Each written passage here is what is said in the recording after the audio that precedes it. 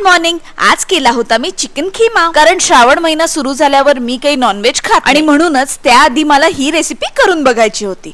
चला तर मग सुरुवात करूया. तेलामध्ये मी खडे मसाले घातले, त्यामध्ये काळी मिरी, लवंग, तमालपत्र, फूल आणि जिरे आधी भाजून घेतलं आणि मग त्यामध्ये बारीक चिरलेला कांदा घातला आणि मग त्यामध्ये टाकलं आलं, लसूण आणि मिरचीची पेस्ट. तुम्हाला जर कमी तिखट हवं असेल तर तुम्ही मिरची नका टाकू. हे सगळं कांद्याबरोबर व्यवस्थित परतून घेतलं आणि मग मसाल्यांमध्ये हळद, हिंग आणि लाल तिखट टाकलं आणि थोडा वेगळा एक्सपेरिमेंट करायचा म्हणून जॉफ या ब्रँडचा चिकन करी मसाला पण घातला. हा अजिबात प्रमोशनल व्हिडिओ नाहीये, पण त्याचं पॅकेजिंग खरंच खूप छान होतं. झिपलॉक मसाला अगदी एअर टाईट राहिल्यामुळे त्याचा वास अमेझिंग येत होता. असं मग त्यामध्ये घातला मटार, तो थोडा शिजल्यावर घातला चिकन खीमा, वरून घातलं चवीनुसार मीठ आणि पाणी आणि हे सगळं व्यवस्थित शिजवून घेतलं आणि मग शेवटची 5 मिनिटं राहिलेली असताना बारीक चिरलेला टोमॅटो, बटर आणि कोथिंबीर घालून झाली आपली रेसिपी तयार. गरम गरम खिम्या बरोबर बटर मधले पाव की मी खातीये तसा मलबार पराठा अमेझिंग लागतो. तुम्ही पण रेसिपी नक्की ट्राय करा. आणि हो, मी जेवत असताना अचानक भरपूर पाऊस आला. एका साईडला हास्य जत्रा चालू असल्यामुळे माझा आणि वृंदा दोघींचेही डिस्ट्रॅक्शन झालं. अशा वातावरणात आणि चमचमीत जेवणानंतर लॉंग नॅप तर बनती है.